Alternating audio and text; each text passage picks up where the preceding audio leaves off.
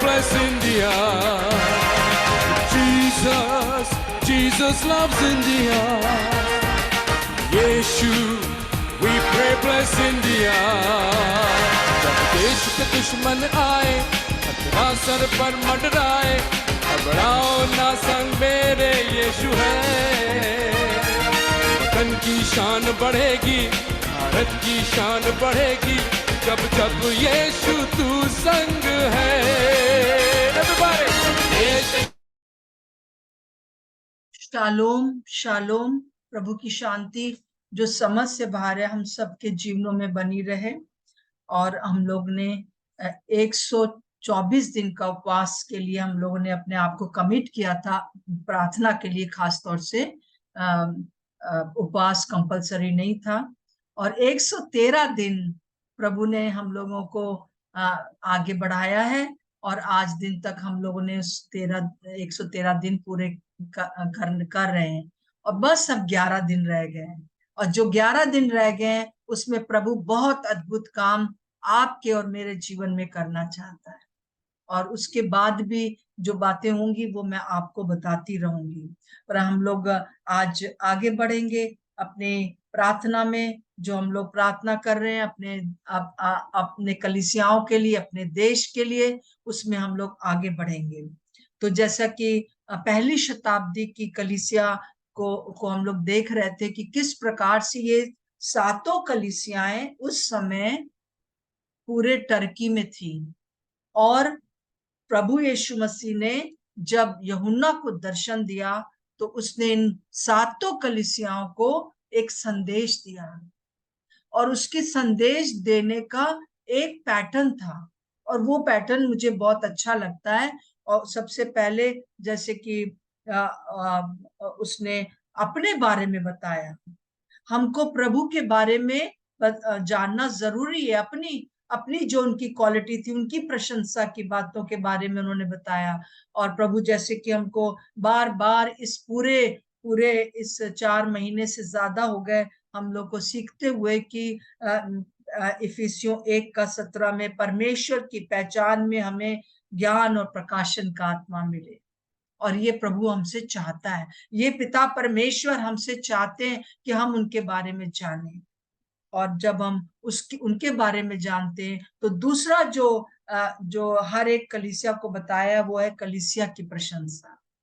कि कलीसिया तुम क्या हो. और इफिसियों 1:18 से 23 के बीच में जैसे हम लोग पढ़ते हैं कि हमारे मन की आंखें ज्योतिर्मय हो जाए, कि हम जान लें कि हमें कैसी आशा से बुलाया गया है, हमें कैसी मिरास मिली हुई है, और हमें कैसी सामर्थ से प्रभु ने भरा हुआ है, और कितने हम परिपूर्ण हैं. हालेलुया. और किस प्रकार से हमें उसने प्रभु यीशु मसीह के साथ पिता ने जिलाया, उठाया, और स्वर्गीय स्थानों में हम बैठे हुए हैं. ये प्रभु हमसे चाहता है. और इस कलीसिया को भी वो अच्छी अच्छी बातें उनकी बता रहा है. और न केवल अच्छी बातें बता रहा है पर कुछ चीजें उसको जैसे कि प्रभु को दूरबीन से दिखाई दे रही हैं कि इनके अंदर ये बात है और आने वाले दिनों में बड़ा खतरा है. तो और उसकी कलीसिया के विरुद्ध उसको क्या कहना, ये विरुद्ध वर्ड वो उसने खुद यूज किया है प्रभु यीशु मसीह ने, कि मुझे तेरे विरुद्ध ये कहना है. और उसका उद्देश्य यह है कि हम जो है पश्चाताप करें और हम उस जो विरुद्ध बात है उसको उखाड़ कर फेंक दें, ताकि हम उसके साथ सदा सर्वदा रहें. और फिर उसके बाद वो एक आज्ञा देता है इन सब चीजों से विरुद्ध जो बातें उनसे हटने के लिए. और फिर उसके बाद चेतावनी है 5वीं बात. अगर आज्ञा मानी तो किस प्रकार से जो है अगर आज्ञा नहीं मानी तो हमको क्या दंड मिलेगा. क्योंकि प्रभु प्रेमी परमेश्वर है, विलंब से क्रोध करने वाला है, बहुत धीरे से, बहुत संयम रखकर, बहुत ज्यादा हमारे साथ धीरजवंत है वो. परंतु वो न्याय परमेश्वर है, क्योंकि अगर वो न्याय ना करे तो वो परमेश्वर नहीं है. सो वो फिर अगर हमने उनका कहना नहीं माना, चेतावनी दी है इस कलीसियाओं को, तो तो उनको दंड मिलेगा. और छठी और बहुत मुख्य बात है कि हर एक को प्रतिफल दिया जाएगा. अगर तुमने ये कहना मान लिया तो मैं तुम्हें ये प्रतिफल दूंगा। और बहुत सुंदर सुंदर बातें हम लोगों ने देखी हैं, आप इसको दोहराते रहिए। और मैंने ये बताया था कि ना केवल ये कलीसिया उस समय की सातों कलीसियाएं थी जो पहली शताब्दी में थी, पहले 100 साल के बीच में थी, परंतु प्रभु ने हर एक को ये भी बताया कि किस प्रकार से इस प्रकार की कलीसिया भविष्य में होगी। और बहुत ही सुंदर तरीके से, जैसे इफिसुस की कलीसिया को उसने लिखा कि किस प्रकार से 100 साल तक ऐसी रहेगी। ये जो पूरे वर्ल्ड की कलीसिया के बारे में, पूरे संसार की कलीसिया के बारे में यहाँ पर आ गया कि किस प्रकार से 100 साल तक कलीसिया चलेगी, और बिल्कुल वैसे ही हुआ। फिर स्मुरना की कलीसिया को बताया कि 213 साल तक कैसे कलीसिया रहेगी, और ये सताव की कलीसिया थी। और ये अगर आप इसकी इतिहास को उठा के देखें, कलीसियाओं के इतिहास को, तो आपको पता चल जाएगा कि किस प्रकार से मैंने इसको बता रखा है, और ये पूरे संसार में था। फिर उसके बाद पिरगुमन की कलीसिया के द्वारा उस समय भी प्रभु ने चेतावनी दिया और बहुत अच्छी बातें बोली, परंतु उसके बाद जो है करीब 137 साल तक ये कलीसिया चलेगी, जिसमें कि दो बातों का मिश्रण हो जाएगा।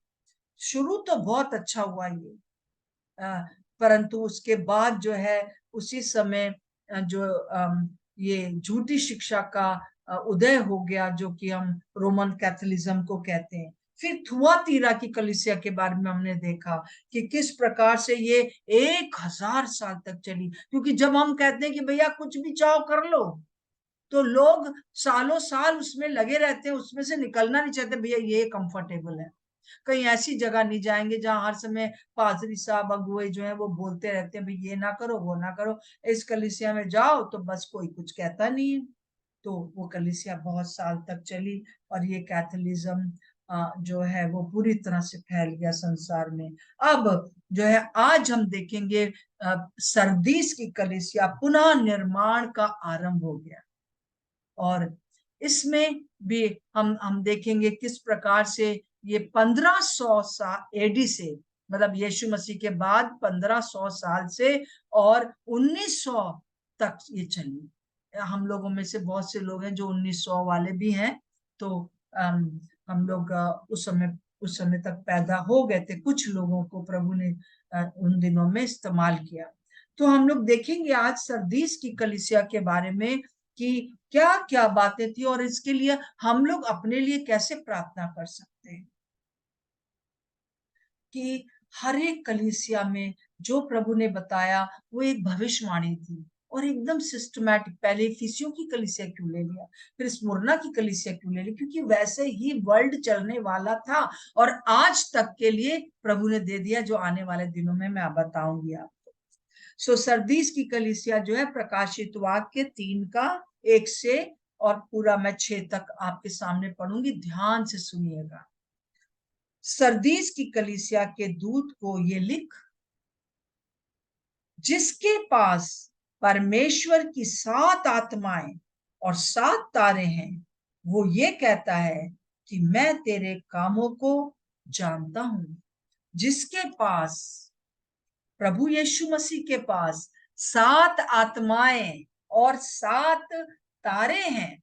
7 आत्माओं से मतलब ये नहीं है कि 7 अलग अलग आत्माएं, परंतु जैसे मैं कई बार आपको बता चुकी हूँ, ये मेरा रुमाल है जो फोल्ड किया हुआ है।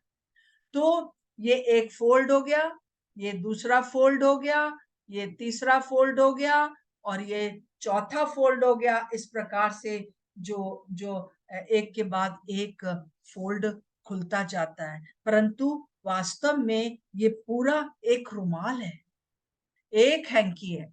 उसी प्रकार से पवित्र आत्मा एक ही है, परंतु उनके अंदर 7 फोल्ड फुलनेस बातें हैं, जो कि यीशु मसीह के ऊपर ठहरी हुई थी। जो यीशु मसीह दुनिया में उन्होंने कहा, यशाया 11 और उसका 2 और 3 में हम इसको देखते हैं, 7 फोल्ड फुलनेस की आत्मा को, 7 गुणा आत्मा, परमेश्वर का आत्मा। परमेश्वर का आत्मा, जिसमें कि समझ और बुद्धि का आत्मा, युक्ति और पराक्रम का आत्मा, यहोवा के ज्ञान और यहोवा के भय का आत्मा, यहोवा यहोवा के जो युक्ति और पराक्रम का आत्मा, और प्रभु यहोवा के न्याय का आत्मा, ये 7 बातें उसके अंदर है। मैं फिर से बोलूंगी, समझ और बुद्धि का आत्मा, युक्ति और पराक्रम का आत्मा, ज्ञान और यहोवा के भय का आत्मा और न्याय का आत्मा। हालेलुया। ये पूरी बातें पवित्र आत्मा की से प्रभु यीशु मसीह जो थे उनके ऊपर वो आत्मा था, पवित्र आत्मा उनके अंदर आ गया था जिस दिन की उन्होंने बपतिस्मा लिया और उनके ऊपर ठहर गया। उससे पहले पवित्र आत्मा किसी किसी के ऊपर कभी कभी आते और फिर चले जाते थे, परंतु यीशु मसीह के ऊपर ऐसे आए कि कभी नहीं गए। और फिर यही पवित्र आत्मा कलीसिया के ऊपर आए और फिर कभी नहीं गए। एक एक जन जिसने कि प्रभु यीशु को ग्रहण किया है, ये पवित्र आत्मा आपके अंदर रहते हैं। और ये पवित्र आत्मा क्या है, प्रभु वो अपने लिए बता रहे हैं, जिसके पास परमेश्वर की 7 आत्माएं हैं। हालेलुया। और उसने हमारे लिए उसको रिलीज कर दिया है, परंतु वो सरदीस की कलीसिया को स्मरण दिलाना चाहता है। आज हम लोग को स्मरण दिलाना चाहता है, ये पवित्र आत्मा मेरे हाथ में है और मैंने तुमको दिया है, जो मेरे ऊपर था वो तुम्हारे ऊपर है। और 7 तारे हैं, प्रभु के पास 7 तारे भी हैं। मैंने पिछले दिनों बताया था कि 7 तारे से क्या मतलब है। 7 तारे से कलीसिया के अगुवे, सेवक और सेविकाएं और सारे लोग अगुवे हैं। सबके सबको किसी ना किसी प्रकार से, किसी ना किसी की, जब हम किसी को प्रभु के बारे में बताते हैं, चाहे हम झाड़ू क्यों ना लगाते हो चर्च में, परंतु हम झाड़ू लगाने के लिए अगुवे हैं। हम जितने अच्छे से साफ करेंगे, सो हर एक जन, कोई ना सोचे कि सिर्फ विशेष रूप से कुछ लोग हैं, परंतु हाँ, जो लोग अपने आप को संपूर्ण सेवा के लिए देते हैं, वो प्रभु के हाथ में है। आप जो कि प्रभु की सेवा में हो, चाहे आप पूरी तरह से सेवा में हो, चाहे आप काम करते हुए प्रभु की सेवा कर रहे हो, आप प्रभु के हाथ में। ये प्रभु एक अच्छी बात अपने बारे में बता रहा है। तुम जैसे मैंने आपको बताया था, मत डर क्योंकि मैं तेरे संग हूँ, इधर उधर मत ताक क्योंकि मैं तेरा परमेश्वर हूँ, मैं तुझे अपने धर्म में दाहिने हाथ से संभाले रहूंगा, तू मेरे हाथ में। प्रभु का धन्यवाद। और फिर उसके बाद जो है वो कहता है कि प्रशंसा की बात कहता है कि इसमें जो है पहले प्रशंसा की बात नहीं लिखी गई है, परंतु चौथे पद में इसकी प्रशंसा की बात है। बहुत से विरोध में बातें हैं, परंतु चौथे पद में लिखा है, पर यहाँ सरदीस में तेरे यहाँ कुछ ऐसे लोग हैं जिन्होंने अपने अपने वस्त्र अशुद्ध नहीं किए, वे श्वेत वस्त्र पहने हुए मेरे साथ घूमेंगे क्योंकि वो इस योग्य हैं। हालेलुया। ये एक प्रशंसा की बात है। बहुत सी बातें अभी मैं बताऊंगी विरुद्ध में क्या बातें, परंतु प्रभु उनको कहते हैं कि पर तेरे, ठीक है ये बातें तो गलत हैं तेरे चर्च कलीसिया में, परंतु कुछ लोग हैं।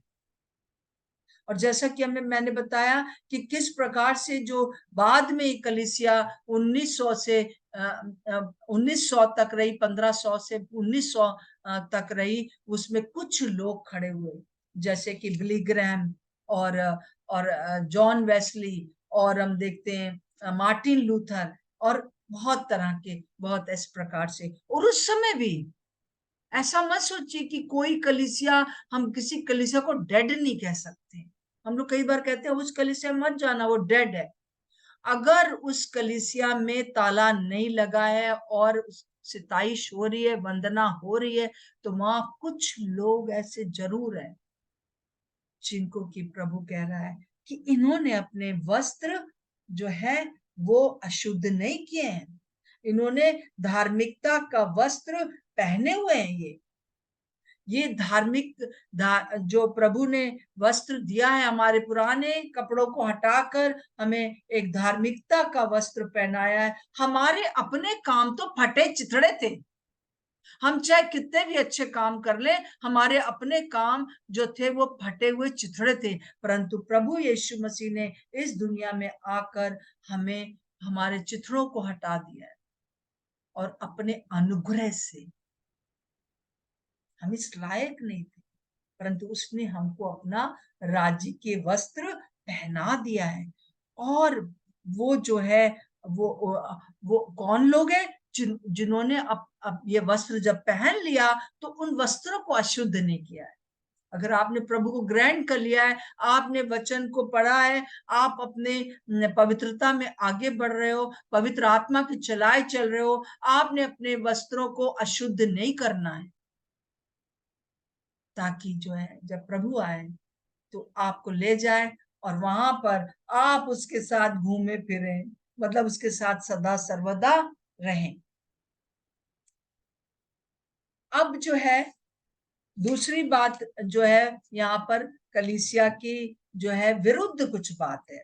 तीसरे पद में हम देखते हैं, सॉरी, हम पहले ही पद से देखेंगे, सेकंड पार्ट में वो ये कहता है, जिसके हाथ में 7 तारे और सातों आत्माएं हैं, वो ये कहता है, मैं तेरे कामों को जानता हूं, मैं तेरे कामों को जानता हूं, तू जीवता तो कहलाता है पर है मरा हुआ।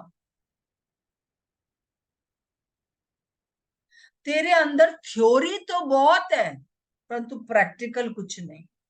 सैद्धांतिक रूप से तेरे अंदर दिमाग में बहुत कुछ है, परंतु व्यवहारिकता में तेरे अंदर कुछ नहीं। मैं तेरे काम को जानता हूं।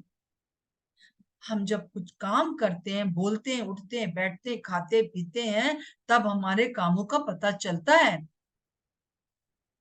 परंतु तुझे सब कुछ तो आता है, ये ना करना, वो ना करना, परंतु व्यवहारिकता में जो है कार्य तेरे ठीक नहीं है। और जागृत हो और उन वस्तुओं को जो बाकी रह गई हैं और जो मिटने को है, उन्हें दृढ़ कर। मैंने ये खास तौर से, क्योंकि मैंने तेरे किसी काम को अपने परमेश्वर के निकट पूरा नहीं पाया। परमेश्वर पिता जो जज है और यीशु मसीह हमारा वकील है, और वो ये कह रहा है कि मैंने अपने जज के सामने, मैंने तुम्हारे जज के सामने तुम्हारा कोई काम पूरा नहीं पाया। तुम काम तो बहुत बोलते तो बहुत, तो परंतु करते नहीं। सो प्रभु हमको बताना चाहते हैं कि हमारे जो काम है वो सैद्धांतिक तो रहे, परंतु साथ साथ में व्यवहारिक होना जरूरी है। किसी किसी को तो सिद्धांत भी नहीं पता है क्योंकि आप वचन नहीं पढ़ते। तो प्रभु चाहता है कि हम सैद्धांतिक रूप से, मतलब कि सारी बातें वचन की हमें मालूम हो और उनको हम करें, ना केवल बोलते रहे परंतु उसको करें। फिर एक ये आज्ञा है जो कि इसी दोनों वर्सेस में है, 2 और 3 में है, जागृत हो, अधूरे कामों को पूरा कर, जिस शिक्षा को तूने पाया है उसे स्मरण कर, वचन में बना रहे, मन फिरा वापस लौटा। हालेलुया। 5 बातें। जागृत हो, हमें अभी इस समय सच में जागृत होने की जरूरत है। प्रभु इन दिनों में हम लोग को जागृत कर रहा है ना। कई लोगों ने कहा हमारे जीवन में बहुत बातें सही हुई हैं, प्रभु का धन्यवाद हो। ऐसा नहीं है बिल्कुल गौन केस हो है, परंतु इन पूरे आपने 4-5 महीने से जो हम लोग प्रार्थनाएं कर रहे हैं, और विशेष रूप से ये 113 दिन से जो प्रार्थनाएं कर रहे हैं, उसमें प्रभु ने हमें जागृत किया है, हमें बताया है कि तुम्हारे अंदर ये बातें हैं। कई बार लोग जो क्या करते हैं, ऊँघते रहते हैं ना, वो ना सो रहे ना जाग रहे, परंतु प्रभु जगाता है। सो प्रभु आपसे कह रहा है, जागृत हो, जो तेरे अधूरे काम रह गए उसे पूरा कर। मेरी प्रिय बहन, मेरे प्रिय भाई, मेरे प्रिय बच्चों, आपने क्या काम शुरू किया था, प्रभु ने आपको क्या काम दिया है, उसके पास बैठ जाइए, उसकी आराधना करिए, उसको पुकार लीजिए और उसकी बाट जो ये वो अपने आप को रिवील कर रहा है, वो आपको अपनी अद्भुत उपस्थिति से में रिवील कर रहा है, प्रकट कर रहा है। अधूरे काम को पूरा करिए, शिक्षा जो तुमने पाई है उसे स्मरण करिए। ये जो हम लोग अभी शिक्षा दे रहे हैं उसको आप स्मरण रखिए, इसको ऐसे ही ना धूल में चले जाने दीजिएगा। 124 दिन जब हो जाए तो ऐसा नहीं है कि अब इसको बंद करके रख दो, फिर से दोहराओ, फिर दोहराओ। आज अगर मैं आपको ये बता पा रही हूँ तो इसलिए क्योंकि मैं कई बार इन चीजों को दोहरा चुकी हूँ, प्रैक्टिकली अपने जीवन में चाहती हूँ। कई मैं जो वो एकदम परिपक्व नहीं हूँ, मैं सिद्ध नहीं हो गई हूँ, परंतु एक काम करती हूँ, जो पीछे रह गया उसको भूलकर आगे निशाने की ओर फिर से उठती हूँ, फिर उठा के वचन देखती हूँ।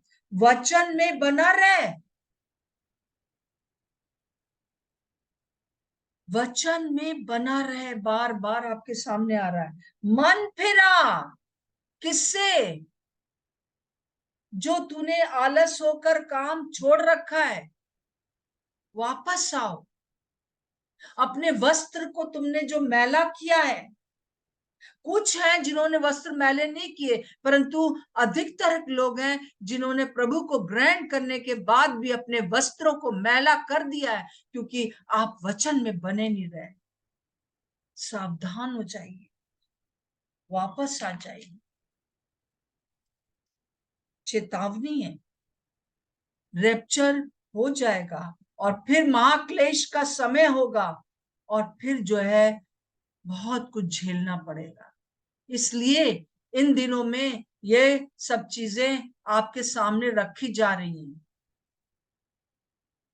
3:3 का में लिखा है, मैं चोर के समान आ जाऊंगा और तू कदापि ना जान पाएगा सकेगा कि मैं किस घड़ी आ गया।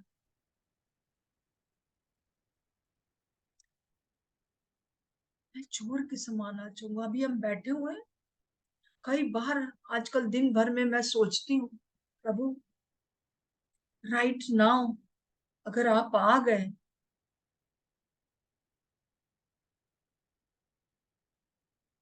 काश करके हम इस बात को समझ सके कि हम ना केवल समझदार कुंवारियां बने जो ऊँगने लगी थी, परंतु हम वो बन जाए जो मत्ती 25 का 6 में लिखा है कि रात में धूम मची, ये धूम मचाने वाले बन जाए। जितने आप यहाँ पर हैं अभी, जितने आप वो सब धूम मचाने वाले, धूम मचा दीजिए। ये सिर्फ आपके लिए वचन नहीं है, परंतु अब आपको इसमें और परिपक्व होना है, रोज रोज देखना है, दूसरों को बताना है, हर एक जन लीडर बनना है। आप नहीं जानते हैं कि जो इस समय कंडीशन चल रही है सारे संसार की, सब कुछ तितर बितर हो जाएगा अगर आप अकेले हो।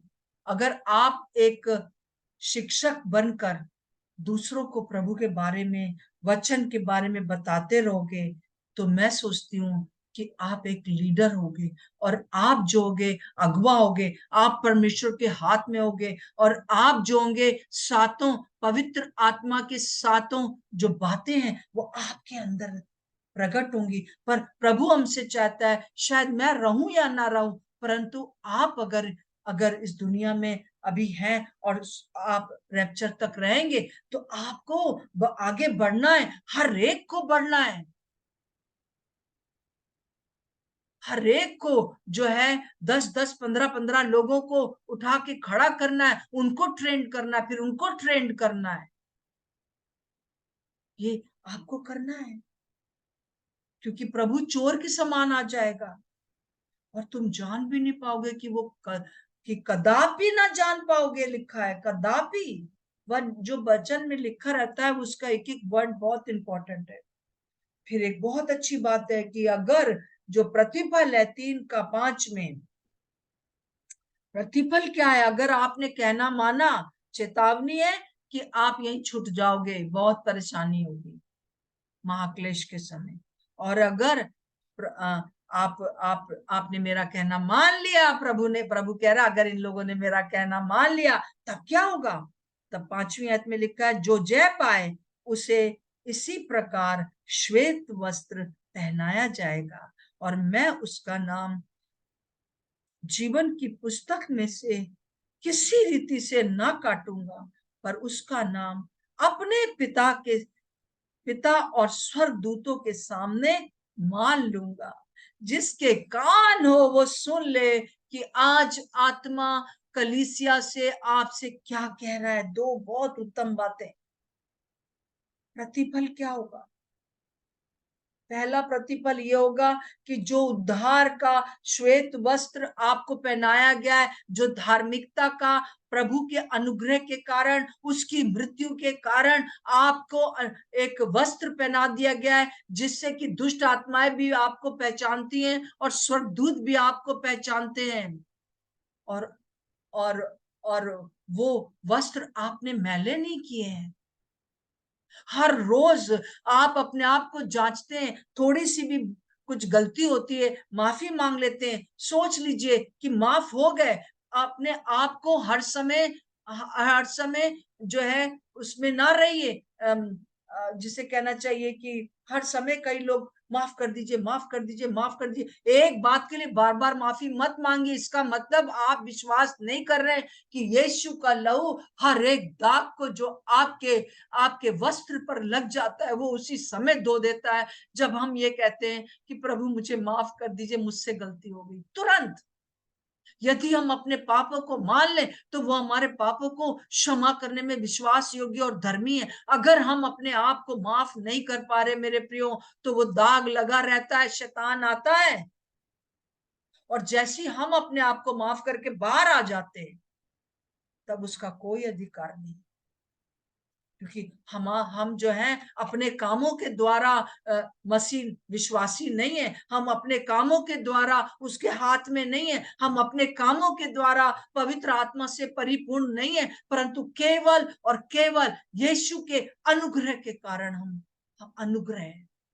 हम इस लायक नहीं है। मैं इस लायक बिल्कुल नहीं हूं कि मैं आप लोग को कुछ बता सकूं, परंतु हर रोज इतनी सा भी अगर दाग आता है तो तुरंत, प्रभु ये मैंने गलत किया है, मुझे माफ कर दीजिए। जैसे मैं कहती हूँ यीशु मसीह मुझसे गलत हो गया है, तुरंत माफ। और फिर उस उत्साह में आगे बढ़ना है। कई लोग उसी में पड़े रहते हैं। सालों साल पहले कोई गलती हुई थी और उसी को मानते रहते हैं। छोड़ दीजिए, आप माफ हो गए। रोज रोज माफी मांगने का जरूरत नहीं है। एक बार जब आपने प्रभु को ग्रहण कर लिया तो आपके वस्त्र साफ हो गए मेरे प्रियो। और दूसरी बात है कि प्रभु यीशु मसीह क्या प्रतिफल देगा? वो ये प्रतिफल देगा, मती उसका उसका 10 का 32 और 33 में जैसे लिखा है, जो कोई मनुष्यों के सामने मुझे मान लेगा उसे मैं भी अपने स्वर्गीय पिता के सामने मान लूंगा। पर जो कोई मनुष्यों के सामने मेरा इनकार करेगा उससे मैं भी अपने स्वर्गीय पिता के सामने इनकार करूंगा। ये बातें हैं। हमको तुरंत माफी मांग लेना, माफ हो गए, वस्त्र साफ हो गए, परंतु कई बार हम दूसरों के सामने इनकार करते हैं। आप जानते हैं कि क्या मतलब है इनकार करने का?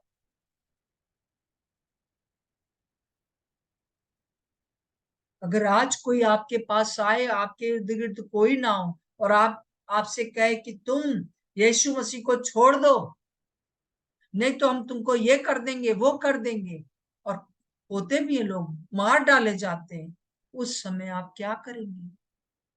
उसका इनकार मत करना। क्योंकि उसने आपका इनकार नहीं किया, अपने आपे का इनकार करके आपके लिए दुनिया में आ गया। आइए उसके लिए मरने के लिए भी तैयार रहे, कोई कुछ भी कहता रहे। अब आ बैल मार मुझे वाली बात नहीं करनी है फालतू के लिए लोगों को ना, किसी को कुछ कहिए। अगर आपके सामने सताव आता है और आपके सामने आता है तो उनके सामने यीशु मसीह का इनकार कभी ना करना, क्योंकि प्रभु कह रहे हैं जब इस दुनिया में थे तब प्रभु ने कहा था, इस बात को रुक के सोचिए, जो कोई मनुष्यों के सामने मुझे मान लेगा उसे मैं भी अपने स्वर्गीय पिता के सामने मान लूंगा, क्योंकि यीशु मसीह वकील है। और वो कहेगा इसने कोई पाप नहीं किया है, ये आपका बेटा है, आपकी बेटी है। पर जो कोई मनुष्यों के सामने मेरा इनकार करेगा उसे मैं भी अपने स्वर्गीय पिता के सामने इनकार कर दूंगा, मैं तुम्हें नहीं जानता, तुम कौन हो। हे दुष्ट और आलसी दास, मेरे सामने से चले जाओ। मेरे प्रियो, आइए हम अपने आप को जांच लें। हमने देखा कि किस प्रकार से सरदीस की कलीसिया जो है, पूरा पूरा जो हमने 6 बातें देखी, वो उस समय भी पूरी हुई। टर्की में अब कोई सरदीस की कलीसिया नहीं है, अब खंडर है वहां पर। सब लोग कौन बन गए? अन्य जाति बन गए, उन्होंने प्रभु का इनकार कर दिया। परंतु ये कलीसिया जो है भविष्यवाणी के रूप में ये पूरा 1500 साल से लेकर 1900 साल, 400 साल तक रही।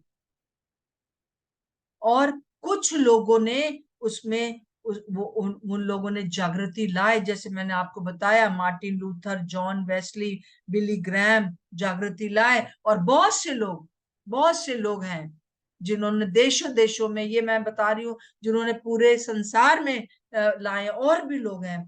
परंतु आप आप किस में गिने चाहते हैं? आप कुछ लोगों में हैं? क्या इस युग में आप जागृति लाने के लिए चाहते हैं?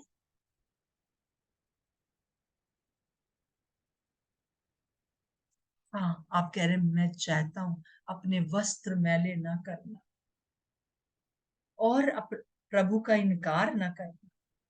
हालेलुया। पवित्रता का जीवन व्यतीत करिए और प्रभु का इनकार मत करिए। जब वचन आपको पता होगा तब आप इनकार नहीं करें। कई बार मेरे सामने, जब मैं अपने घर में थी शादी से पहले, मेरे सामने बहुत बार ये आया, क्योंकि मेरे माता पिता प्रभु को नहीं जानते थे, कि मैं प्रभु यीशु का इनकार कर दूं।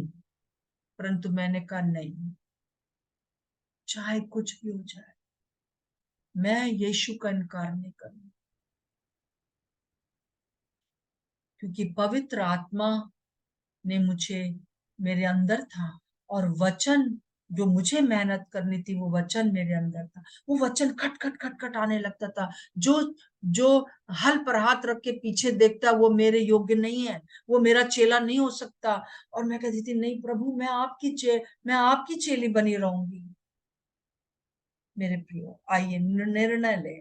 और दूसरी बात जो है, इस युग में अगर आप बिली ग्रैम और मार्टिन लूथर और जॉन वेस्ली के समान बनना चाहते हैं, और भी बहुत से प्रभु के सेवकों के समान, तो मध्यस्थता की प्रार्थना मूसा के समान करना बहुत जरूरी है। मध्यस्थता की प्रार्थना। निर्गमन अगर आप पढ़ते हैं, निर्गमन 32 और 33 में लिखा हुआ है कि जब मूसा ने देखा कि लोगों ने जो है वो सच्चे परमेश्वर को छोड़कर, जब वो नीचे आया पट्टियां लेकर, तो पर प्रभु से हुकुम 10 आज्ञाएं लेकर आया, तब उसने क्या देखा, अरे लोग क्या कर रहे हैं, ये बछड़े की पूजा कर रहे हैं। प्रभु बहुत दुखी हो गया, जल्दी जल्दी परमेश्वर के पास गया, और परमेश्वर ने उससे कहा मैं इस जाति को खत्म कर दूंगा। पर मूसा ने क्या कहा? मूसा बीच में खड़ा हो गया। परमेश्वर और अपने लोगों के बीच में परमेश्वर से कहा, हम देखते निर्गमन 32-32 में, तू इनको समाप्त ना करना, वरना तू मेरा नाम जीवन की पुस्तक से हटा दे। एक चीज मैं आपको भूल गई कि यहाँ पर जैसे लिखा है कि आ, आ, आ, कि मैं तुम्हारा नाम जीवन की पुस्तक से हटा दूंगा। ये भी एक जागृत हो। यदि तू जागृत ना होगा, मैं चोर के समान आ जाऊंगा और तू कदापि ना जान सकेगा कि क्या कि मैं किस घड़ी आ गया हूँ। और क्या कहते हैं, उसमें आगे लिखा हुआ है कि 5वीं आयत में देखिए, जो जय पाए उसे उसी प्रकार श्वेत वस्त्र पहनाऊंगा, मैं उसका नाम जीवन की पुस्तक में से किसी रीति से ना काटूंगा और स्वर्गदूतों के सामने मैं तुमको मान लूंगा। तुम्हारा इसका मतलब है कि नाम कट सकता है क्या? अब कई लोग इसी को ना लेके बैठ जाना कि मेरा नाम कटना जाए, मेरा नाम कटना जाए। अरे प्रभु ने जो है हमको एश्योरेंस दिया है, उसमें हमको आगे बढ़ना है। परंतु वो उसने कहा कि तू मेरा नाम जीवन की पुस्तक से काट दे। इतना ज्यादा मूसा अपने लोगों के लिए मध्यस्थता कर रहा था कि अगर ये लोग को नरक तू ले जा रहा है तो मुझे भी ले जा, मुझे मेरा जीवन समाप्त कर दे, मेरा नाम जीवन की पुस्तक से हटा ले। मेरे प्रियो, क्या ये इतना बोझ आपको अपने लिए, अपने लोगों के लिए है? परंतु प्रभु, जिन्होंने अपने वस्त्र मैले नहीं किए, जिन्होंने प्रभु का इनकार नहीं किया, प्रभु के साथ चले, उनका उनका किसी भी रीति से जो है उनका नाम जीवन की पुस्तक से नहीं हटाएगा। और साथ साथ में जिसके लिए आप मध्यस्थता करेंगे, उनका भी नाम नहीं हटाएगा। तब प्रभु परमेश्वर पिता मान जाते, कहते अच्छा चल ठीक है, मैं तेरा कहना मानता हूं, तो इनको ले चल, मैं इनसे उकता गया हूं परंतु फिर भी तू इन्हें ले चल। मेरे प्रियो, आप मूसा के समान एक लीडर है, मूसा के समान प्रभु के हाथ में, मूसा के समान 7 फोल्ड फुलनेस की आत्मा आपके अंदर है, मूसा के समान आपके वस्त्र जो है वो मैले नहीं किया आपने, मूसा के समान परमेश्वर का इनकार आपने नहीं किया है। प्रभु आपको हमेशा के लिए उस स्वर्गीय स्थानों में ले जाएगा, क्योंकि आप इस समय उस कलीसिया के समान है जो लौ लगा कर प्रार्थना कर रही थी। बहुत से लोग बच रहे थे, आपकी प्रार्थना के द्वारा बहुत लोग बचेंगे। मेरे प्रियो, जैसे बहन ने कल बताया था, प्रेमलता जो अजमेर से आई थी, प्रेमलता डेविड ने, कि किस प्रकार से जैसे ही भारत नाम वो लेती है, जैसे ही वो नक्शा देखती हैं भारत का, उनको रोना आता है, बोझ आता है। और ये चीज प्रभु ने मेरे जीवन में भी दिया। बहुत साल, काफी साल पहले, करीब 30-35 साल हो गए, भारत का नक्शा देखते ही मुझे, अब भारत का नाम लेते मुझे बहुत बोझ आता है। प्रभु कैसे होगा? प्रभु मेरे लोगों को बचा लीजिए। मैं इस समय आप सबके लिए प्रार्थना करती हूँ। आप इस मध्यस्थता की प्रार्थना को रिसीव करिए। सिर्फ अपने बच्चों के लिए, अपने लिए नहीं प्रार्थना करते रहिए, परंतु इससे ऊंचे उठकर आप अपनी जो कलीसिया में प्रॉब्लम है उसके लिए प्रार्थना करिए, जो आपके आसपास लोग रह रहे हैं उनके लिए प्रार्थना करिए, जो आपके मुंह के ऊपर थूकते, आपको कहते हैं अरे बड़े ईसाई और ये और वो, उनके लिए प्रार्थना करिए। क्योंकि हमारा प्रभु भी उनके लिए विनती कर रहा है, उसको आत्माएं चाहिए, उसको आत्माओं की प्यास है। आइए हम प्रार्थना करेंगे। Hallelujah, hallelujah. प्रभु परमेश्वर, हम प्रभु जी, हम सचमुच में अपने आप को आपके अधीन करते हैं। हम इस बात को मान लेते हैं कि कई काम जो आपने हमें सौंपे थे वो हमने इतनी दिन लगा दिए, हमको माफ कर दीजिए।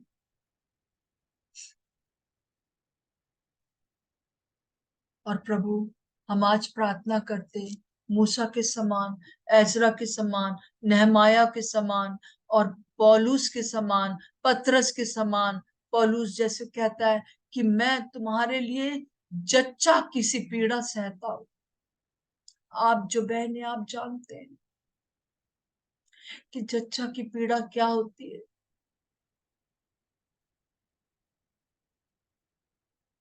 जिनकी नॉर्मल डिलीवरी हुई है वो जानती हैं बहनें।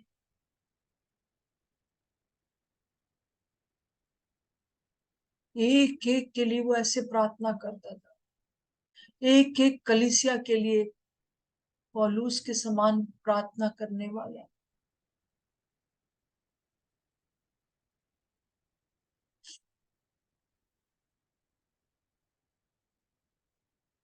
प्रभु, हम अपने आप को आपके हाथों में सौंप देते हैं।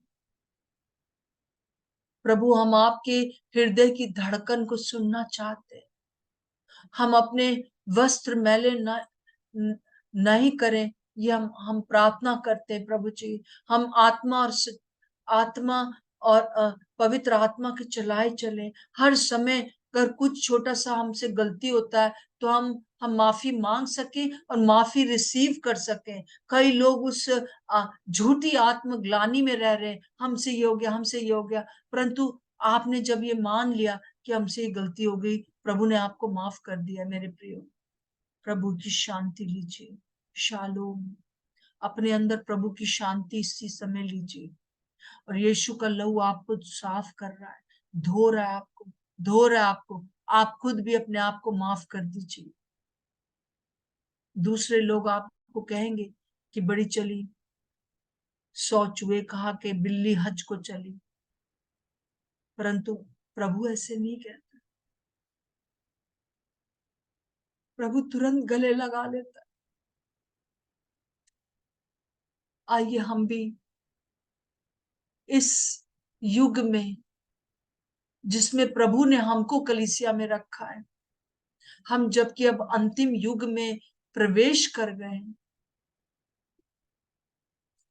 प्रभु, हम प्रभु सचमुच में आपके लिए सिर्फ जीना चाहते। हर वो बातें जो स्वर्गीय पिता ने हमारे जीवन में, हमारी कलीसियाओं में, हमारे देश में नहीं लगाई है, उनको हम उखाड़ कर फेंकते हैं और उसके स्थान के ऊपर यहोवा परमेश्वर की आत्मा को, समझ और बुद्धि की आत्मा को, युक्ति और पराक्रम की आत्मा को और परमेश्वर के जो आत्मा के न्याय की आत्मा को अपने अंदर बो लेते हैं।